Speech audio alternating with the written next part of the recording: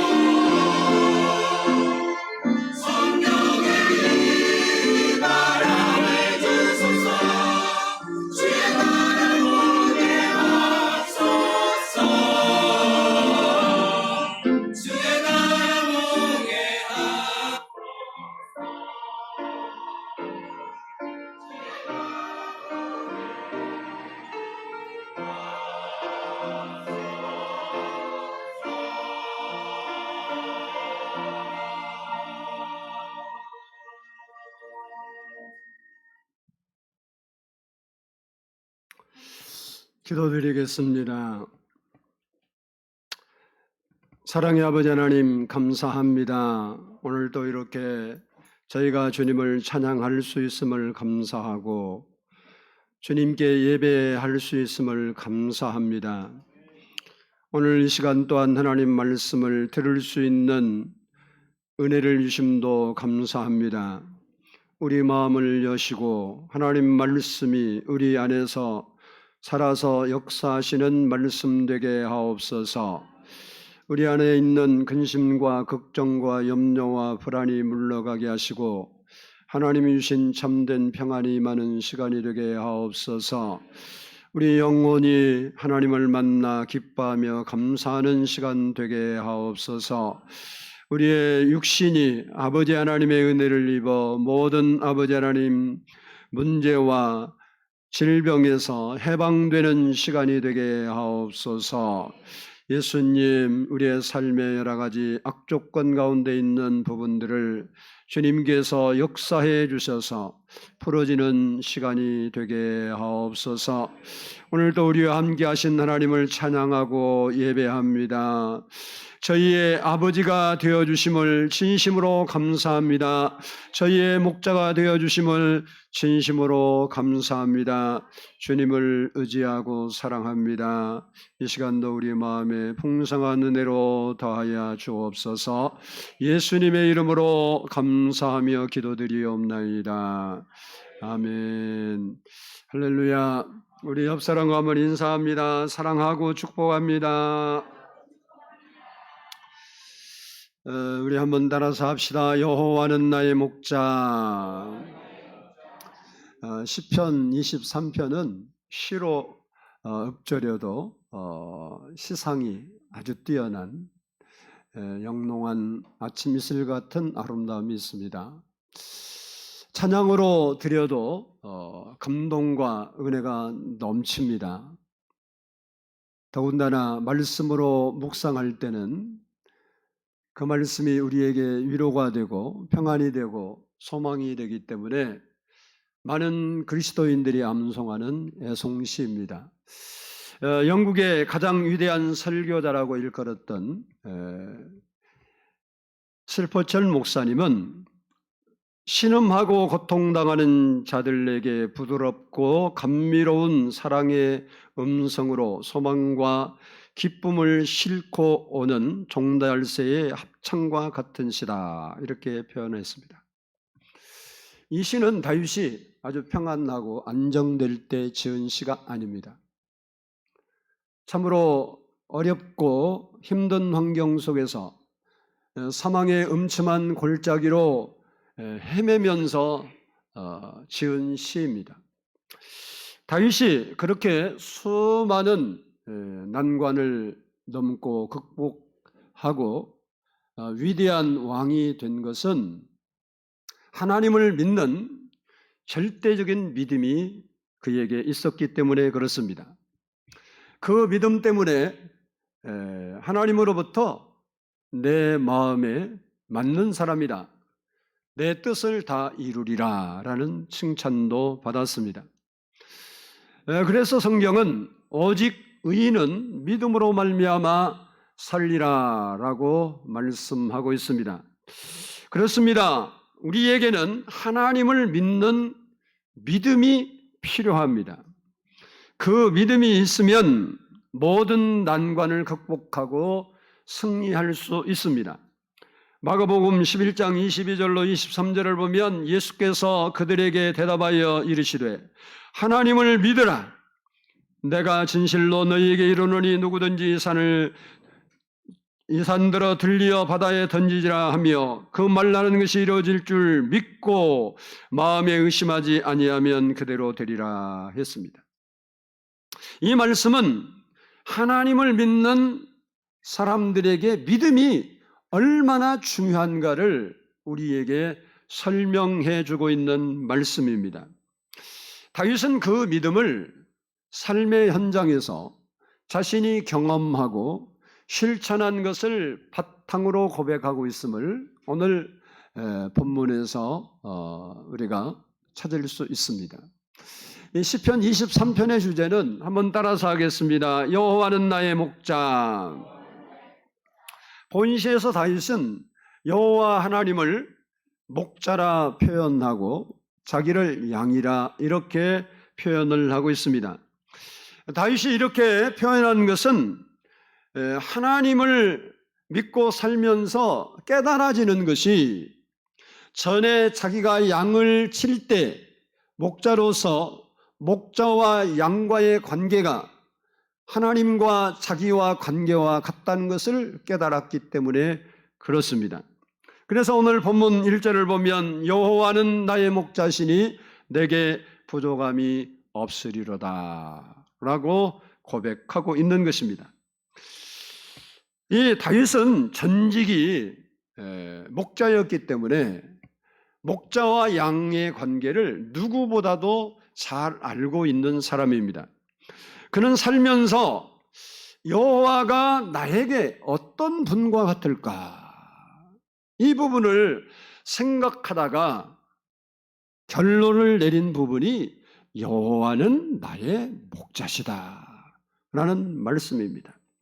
목자는 양들을 먹이고 마시게 하고 잠자는 것, 그의 건강, 생명을 그리고 모든 것을 책임져 주는 일을 하는 사람이 목자입니다. 그것이 목자의 사명이고 목자의 역할입니다. 실제로 성경을 보면 다윗이 목자 시절에 그리했습니다. 사무엘상 17장 34절로 35절을 보면 다윗이 사울에게 말하되 주의 종이 아버지의 양을 지킬 때에 사자나 곰이 와서 양떼에서 새끼를 물어가면 내가 따라가서 그것을 치고 그 입에서 새끼를 건져내었고 그것이 일어나 나를 해하고자 하면 내가 그 수염을 잡고 그것을 쳐 죽였나이다 라고 말씀하고 있습니다. 다윗은 자신이 양들을 위해서 생명을 걸고 양을 지켰던 것처럼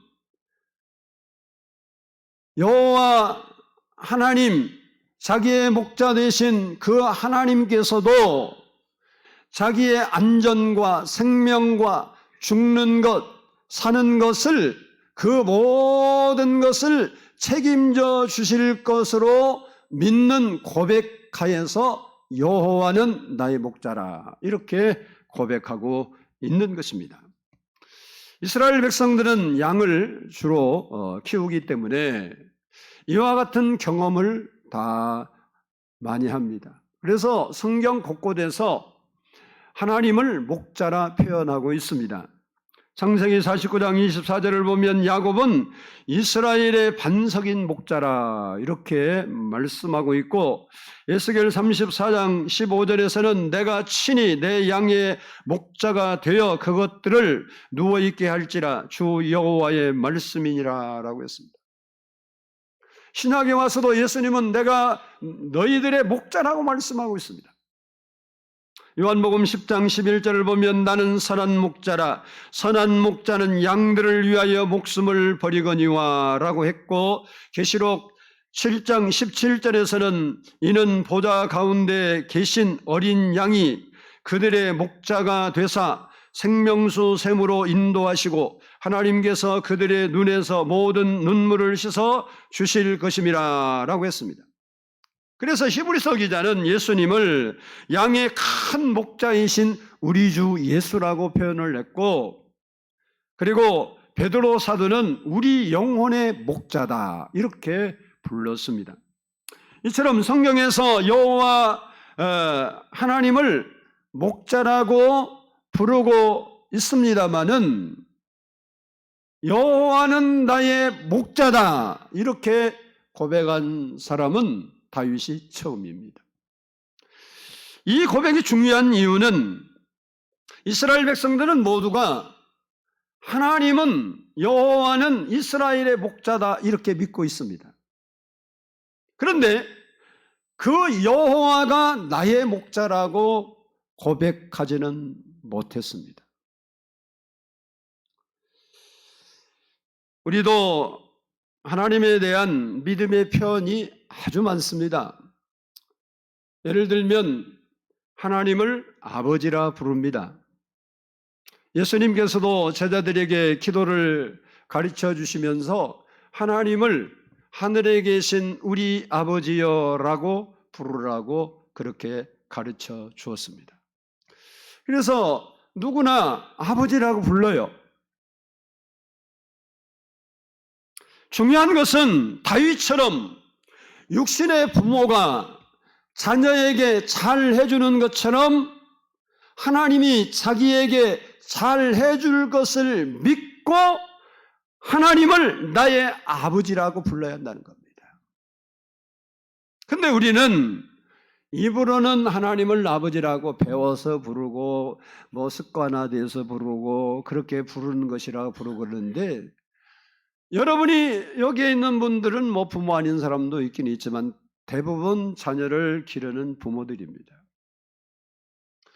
여러분이 부모 입장에서 자녀들에게 해주는 그 사랑, 희생, 노력, 헌신, 그 부분이 하나님께서 나에게 그렇게 해줄 것을 진짜로 믿고 하나님을 아버지라고 부르냐 하는 것이 문제입니다. 다윗은 단지 우리처럼 암송해서 이해해서 그렇게 하나님은 우리의 관계가 되니까 그래서 부른 게 아니에요. 다윗은 양을 쳤던 목자로서 자기가 양을 세세히 살폈던 그 부분에 관심을 갖고 하나님이 자기를 그렇게 해줄 것을 확실히 믿고 믿음으로 고백하고 있다는 사실입니다. 그러므로 우리는 여호와는 나의 목자, 여호와는 나의 아버지라고 고백하는 믿음을 가져야 합니다. 그러면 다윗처럼 내게 부족함이 없으리로다라고 고백할 수 있습니다. 사실 다윗이 쫓겨다니는 시절이 시를 지을 때인데, 그렇다면 그에게 부족한 것이 한두 가지겠습니까?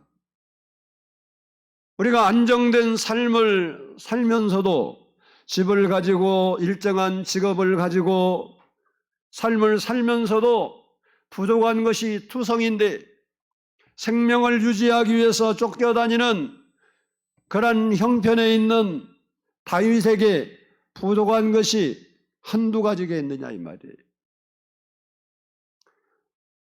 이 시를 언제 썼는지 정확하게 알 수는 없습니다.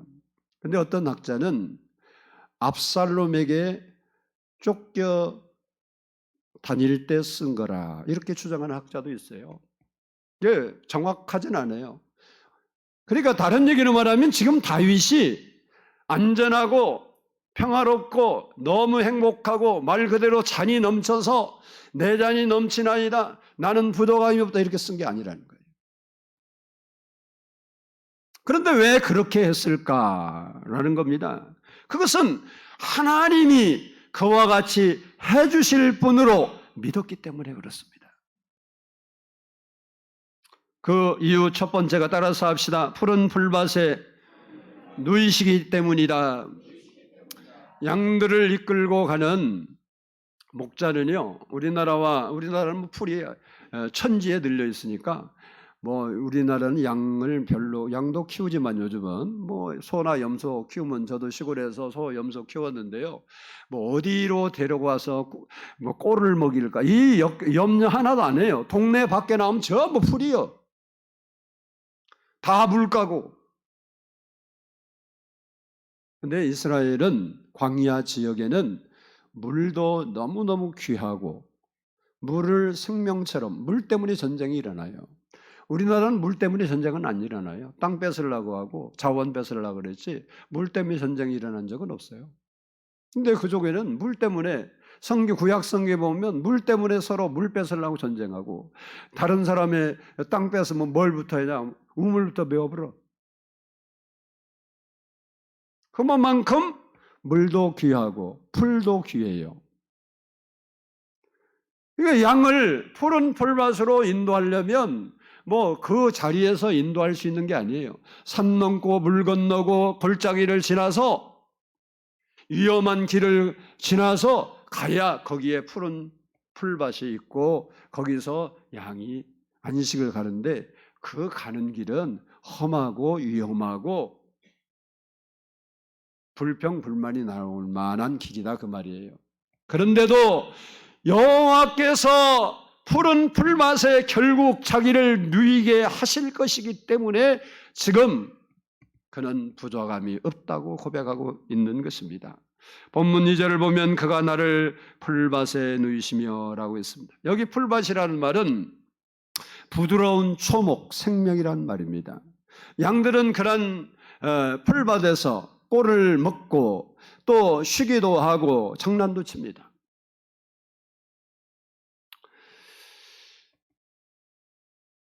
필립 켈러라는 호주의 목사님이신데 목자 출신이에요. 양을 쳤던 분인데 목자가 바라본 시편 23편이라는 책을 냈어요. 그 책에 보면 양들이 푸른 풀밭에 누울 때는 반드시 4가지 조건이 충족되어야 눕는답니다. 첫 번째 조건이 양을 잡아먹는 원수가 없어야 풀밭에 눕고 그 주변에 뭐 일이나 사자나 여우 같은 자기를 해칠 만한 짐승이 있으면 절대 눕지 않는데요. 근데 사실 양은 눈이 어두워서 앞을 멀리 보지 못합니다. 근데 청각이 굉장히 발달해서 무슨 소리인지 자기의 주인의 소리를 잘 분별해요. 그래서 성경 나는 선한 목자라 내 양은 내 음성을 듣고 나를 보고 따라온다 그런 게 아니고 내 음성을 듣고 따라온다 그렇게 말하고 있습니다. 근데 그 양들은 아주 소리에 민감해요. 그러니까 눈에는 안 보이지만 그의 주위에 그런 소리가 나면 풀밭에 앉는다는 거예요. 두 번째는 양들이 서로 싸우지 않고 화목할 때만 풀밭에 듣는데요. 세 번째는 벼룩이나 이런 빈대 같은 것이 몸에 있으면 절대로 눕지 않는데요. 그리고 마지막은 충분히 꼴을 먹고 배가 불러야 그때서야 풀밭에 들어 눕는다는 거예요. 그러니까 우리는 뭐 가다가 피곤하면 뭐 그냥 퍼글썩 아무 데나 주저앉잖아요. 양들은 안 그런다. 그러니까 지금 이렇게 다윗이 양을 너무 잘 알고 있는데 그 자기의 목자 되신 여호와가 푸른 풀밭으로 인도하시고 눕게 하신다는 말씀을 이 안에 다 들어있는 거예요. 다시 말하면 다윗의 목자가 되신 여호와께서 자기 앞에 있는 모든 원수를 물리쳐 주시고 자기 주변에 있는 근심과 걱정과 염려와 불안과 절망을 다 물리쳐 주시고 자기의 필요를 다 채워주실 하나님으로 믿었기 때문에 고백한 것입니다. 그래서 여호와는 나의 목자시니 그리고 내게 부족함이 없으리로다 라고 고백한 겁니다. 둘째는 따라서 합시다. 쉴만한 물가로 인도하시기 때문이다. 2절 하반절에 보면 쉴만한 물가로 인도하시는도다 라고 했습니다. 여기 쉴만하다라는 말은 평화로운 그런 말입니다. 평화로운 물가다. 양들은 안전하게 물도 마셔요. 불안하면 물을 마셔요. 그러니까 안전하게 물을 마시고 쉴 수 있는 평화로운 그 냇가로 누가 인도하냐? 양이 찾아가는 게 아니고 목자가 인도한단 말이에요. 다윗이 목자 시대의 양들을 그렇게 인도하고 돌봤던 것처럼 목자 되신 여호와께서 자기를 그렇게 쉴 만한 물가로 안정을 찾고 쉼을 얻을 수 있는 그 환경으로 인도해 줄 것을 믿기 때문에 여호와는 나의 목자라고 그렇게 고백하는 것입니다. 요한복음 10장을 보면 예수님께서 친히 나는 선한 목자다 그랬습니다. 선한 목자 되신 예수님께서 우리를 푸른 풀밭에 놓이시고 쉴만한 물가로 인도해 주신다는 사실입니다. 다시 말해서 선한 목자 되신 주님께서 우리 앞에 있는 원수와 대적을 이기게 하시고 우리 안에 있는 근심과 걱정과 불안과 절망을 이기게 하시고 우리의 모든 필요를 채우셔서 부족함이 없게 해주시는 분이라는 사실입니다. 바라기는 부족함이 없게 하시는 목자를 잘 따름으로 안전과 평안이 보장되는 삶을 살아가는 우리 성도들이 되기를 축복합니다. 세 번째는 따라서 합시다. 영혼을 책임져 주시기 때문이다. 우리 오늘 본문 3절을 같이 한번 보도록 하겠습니다. 3절 말씀. 네, 같이 읽습니다. 시작. 내 영혼을 소생시키시고 자기 이름을 위하여 의의 길로 인도하시는도다. 아멘. 아멘. 여기 소생시킨다는 것은 목말라 죽어가는 짐승이 물을 마시고 살아나는 것을 말해요.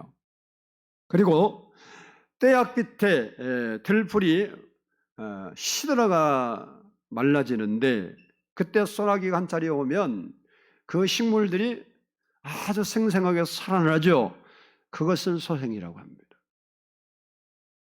죄에 빠져 죽어가는 내 영혼을 다시 살리시는 하나님, 사망의 음침한 골짜기에서 나를 지키시고 보호하시고 구원하시는 하나님이야말로 우리의 영혼을 속생시키시는 목자다라는 말씀입니다. 혹 여러분의 삶이나 가정이나 사업이 사망의 음침한 골짜기에 빠져 있습니까? 그러면 하나님께 나와 기도해 보세요.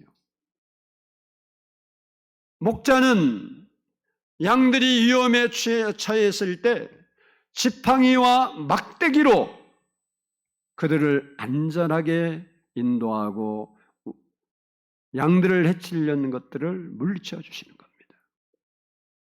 이처럼 우리가 하나님 앞에 나와 기도하면 하나님의 능력의 손이 우리를 붙잡아 주시고 우리를 도와주시는 것입니다. 시편 130편 1절을 보면 여호와여 내가 깊은 곳에서 주께 부르짖었나이다. 절망의 깊은 곳에서, 실패의 깊은 곳에서, 질병의 깊은 곳에서 부르짖었다. 그렇게 부르짖을 때 이사야 41장 10절에 보면 두려워하지 말라 내가 너와 함께함이라 놀라지 말라 나는 내 하나님이 됨이라 내가 너를 굳세게 하리라 참으로 너를 도와주리라 참으로 나의 의로운 오른손으로 너를 붙들리라 라고 했습니다. 우리가 하나님 앞에 나아갈 때 하나님이 우리를 붙들어 주시는 거예요. 양을 보호하는 목자처럼 목자는 양을 보호합니다. 목자 되신 하나님은 우리를 보호하시는 거예요. 그 하나님께 양은요 위험한 일을 당하면 뭐 하면 되냐 풀 뜯어 먹다가 위험해 만약에 저기서 사실 양을 풀어놓고 풀밭에 놓고 목자가 한쪽에서 지키고 보고 있잖아요. 근데 멀리 있는 양 곁에 다윗이 아까 고백한 것처럼 사자나 곰이 와서 물어갈 수 있는 거 아니에요. 그러면 소리 안 내고 있잖아요. 물려가는 거예요. 왜? 목자가 못 보면 물려가는 거지. 근데 그 앞에 나타나면 뭐 하면 돼? 막 그러면 돼요. 그러면 왜 이렇게 급하게 여러분 저는 엄마가 아니고 아빠라 울음소리를 듣고 아이의 필요를 몰라요. 근데 아이를 키우는 엄마는요 울음소리를 들으면 배고파서 우는지 아파서 우는지 안 돼요. 여자들은 하면 해야 되는데 몰랐어? 그럼 이거 완전히 이상한 엄마들이네. 안 돼, 진짜로. 그러니까 애가 울다 보면 왜 우는지, 똥을 싸서 우는지, 배고파서 우는지, 아파서 우는지, 그래서 똥 쌌네 그러고 기저귀 갈러 가고 울음소리 듣고, 울음소리가 우리는 똑같은데 뭔가 구분이 된대요. 자꾸 듣다 보면. 목자도 양이 소리 지르면 지금 뭐 때문에 그런지 모르겠어요. 그리고 위험하니까 양이 그냥 주인님, 목자님 그러고 부르니까 눈 크게 뜨고 그쪽으로 막대기 들고 쫓아가서 해치려는 사자나 곰이나 성경에 있는 것처럼 물리치는 거예요. 우리가 하나님께 아버지여, 다윗의 자손이여, 나를 불쌍히 여기소서. 그럴 때 주님이 그 기도 듣고 오셔서 원수를 제거해 주시고 문제를 제거하시고 질병도 제거해 주시는 거예요. 다윗은 힘들고 고달프고 때로 절망적인 환경을 만났지만 여호와 하나님께서 목자가 되시기 때문에 그 모든 환경에서 지키시고 구원하시고 보호하실 그 하나님을 믿고 내게 부족함이 없다고 고백하고 있는 겁니다. 다윗은 자신의 인생길이 목자 되신 하나님께서 자기와 함께하기 때문에 반드시 잘되고 승리하고 잔이 넘칠 줄을 믿고 확신하고 현재를 살아가고 있는 거예요. 현재 그런 삶이 아닌데 그렇게 해주실 하나님을 믿고 믿음으로 고백을 하고 그렇게 믿음으로 살아가는 것이 다윗의 삶이었습니다. 그래서 압살롬에게 쫓겨갈 때도요, 하나님이 원하시면 이곳으로 나를 다시 인도하시리라 그러고 가. 우리가 싸워서 이기면 다시 내가 돌아올 것이라 그렇게 말하지 않아.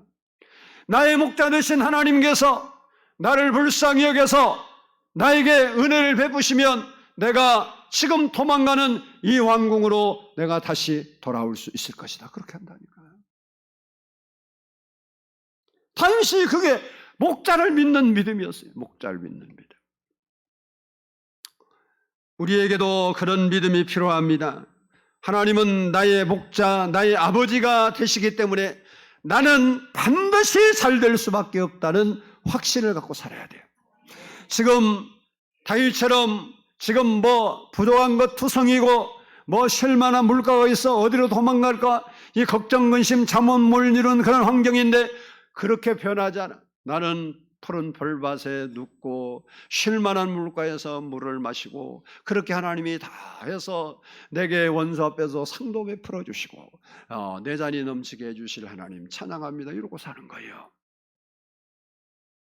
우리의 삶이 다윗과 같이 힘들지라도 다윗과 같은 믿음을 갖고 하나님을 고백할 수 있는 여러분 되기를 원합니다. 따라서 합시다. 나는 하나님 때문에 잘 될 수밖에 없다. 아멘이 커야 되는 거예요. 다윗이 자기의 실력으로 왕이 된 거 아니에요. 자기 실력으로 골리앗을 이긴 게 아니라고. 다윗이 자기 실력으로 이겼으면 다윗이 그럴 거예요. 너는 창과 단창을 가지고 내게 오거니와 나는 내가 물매에 아주 자신이 있고 곰이고 사자고 이 물매에 하냐면 다 이겼다. 너도 내가 이 물매로 너를 쓰러뜨릴 것이다. 그리고 나갈 거예요. 근데 전쟁은 여호와께 속해 있다. 너는 창과 단창을 가지고 내게 오거니와 나는 만군의 여호와의 이름으로 가노라. 그런 거예요. 내가 실력이 있든 못하든 너는 하나님이 내 손에 붙여서 오늘 공중의 새로 내 시체를 먹게 하겠다. 이것이 다윗이 가지고 있는 믿음이에요. 나는 비록 부족하고 실패할 수밖에 없는 인생이라 할지라도 하나님이 나와 함께하시고 나의 아버지가 되시고 목자가 되신 하나님 때문에 나는 잘 될 수밖에 없다. 승리할 수밖에 없다. 행복할 수밖에 없다. 건강할 수밖에 없다. 이렇게 살아야 돼. 그 믿음을 가진 사람에게 그 믿음의 역사를 하나님이 이루시는 겁니다. 오늘 5절 말씀을 보면 주께서 내 원수의 목전에서 내게 상을 차려주시고 기름을 내 머리에 부으셨으니 내 잔이 넘치나니라 그랬습니다. 원수의 목전에서 상을 베푸신다는 말은 전쟁에서 포로로 끌려온 대적들이 많잖아. 그 앞에서 승리한 군대를 위하여 베푸는 승전 축하 잔치상을 말해요. 표창장이 아니고 잔치상이라고. 잔치상. 다윗은 하나님께서 모든 원수를 이기게 하시고 자기 앞에 잔치상을 차려주실 것을 믿고 살았어요. 우리가 어려운 일을 당하고 힘든 일을 당해도 하나님께서 잔치상, 승리의 잔치상을 차려줄 것을 믿고 살아야 돼요. 하나님은 우리에게 질병 앞에서 건강의 잔치상을 차려주시는 거예요. 불행의 그 현장에서 하나님께서 행복의 잔치상을 차려주시는 겁니다. 절망 앞에서 희망의 잔치상을 차려주시는 하나님. 실패 앞에서 성공의 잔치상을 차려주십니다. 그러므로 다윗의 고백처럼 내 잔이 넘치게 되는 것입니다. 목자로 믿고 사는 성도들에게는 목자 되신 하나님께서 우리에게 기쁨의 잔, 감사의 잔, 승리의 잔, 성공의 잔, 행복의 잔이 넘치게 해주실 분이라는 겁니다. 다윗은 그 하나님을 믿었어요. 그리고 다윗은 우리보다 앞서 살아간 인생을 살아갔어요. 그분이 간증합니다. 내가 여호와를 목자로 삼았더니 목자 되신 그 하나님께서 나를 이렇게 인도하셨다. 그래서 그게 뭐예요? 내 잔이 넘치나니라.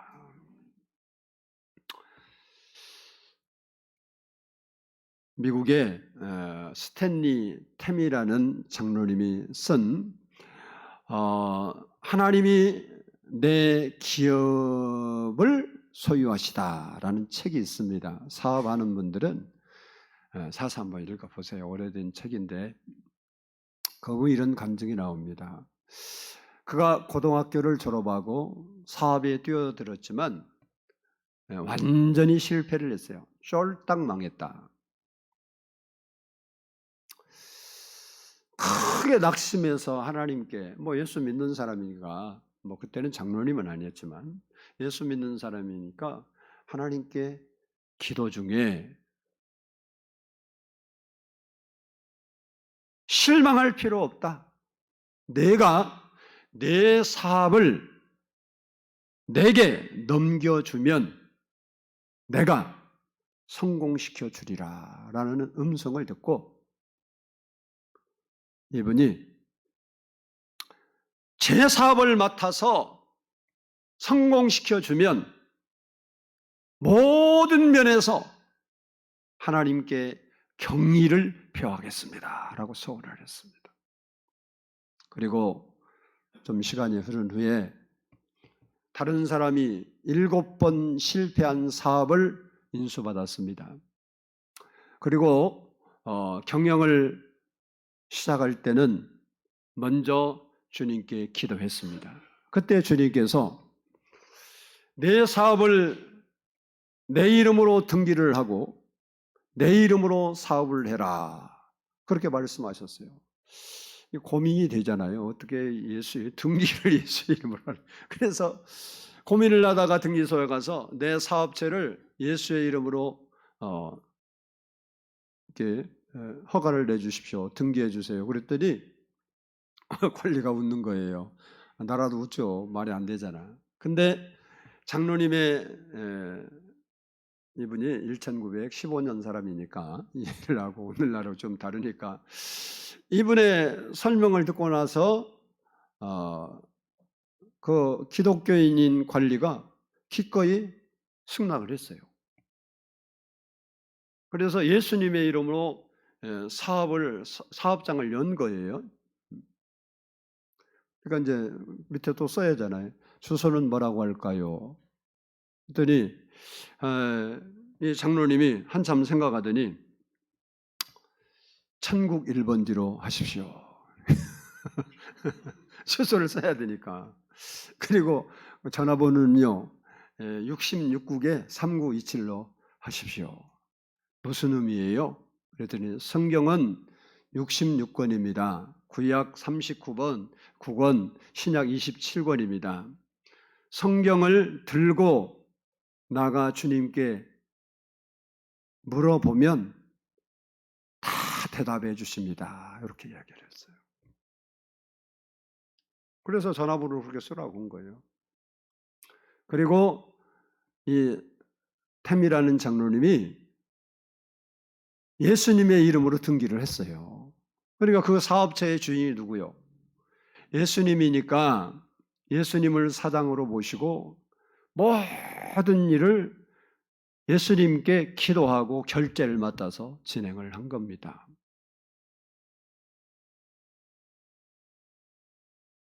그리고 이익도 예수님 거니까 주께 다 드리고 자기는 월급을 정해놓고 월급을 받았어요. 뭐 여러분한테 그런 소리는 안 갔냐? 그 돈 주님께 다 드리라는 거 아멘이 안 나오잖아요. 이게. 그리고 18개 국가의 선교사를 책을 쓸 당시에 선교사를 파송해서 신나게 일하고 있다. 이렇게 고백합니다. 그렇습니다. 주님을 목자로 모시면 항상 잔이 넘치게 되는 것입니다. 막연하게 배운 목자가 아니라 다윗처럼 내가 양들을 위해서 목숨을 바치고 양을 지키고 돌봤던 것처럼 내가 믿는 하나님이 예수 그리스도를 우리에게 생명을 주어서 사랑하시고 자녀 삼아 주셨는데 그 예수님이 나를 그렇게 사랑하고 지키고 보호할 것을 믿고 목자라고 고백하고 아버지라고 고백하고 그 믿음으로 사는 사람에게 잔이 넘치게 해주시는 거예요. 더 나아가서 다른 사람의 찬도 채워지게 만드는 겁니다. 바라기는 우리 모든 성도들이 여호와를 다윗처럼 목자, 우리는 목자보다 더 친근한 아버지로 삼고 내 잔이 넘치나이다 라고 고백하며 살아가는 우리 성도들이 다 되기를 주의 이름으로 축복합니다. 기도하겠습니다. 사랑의 아버지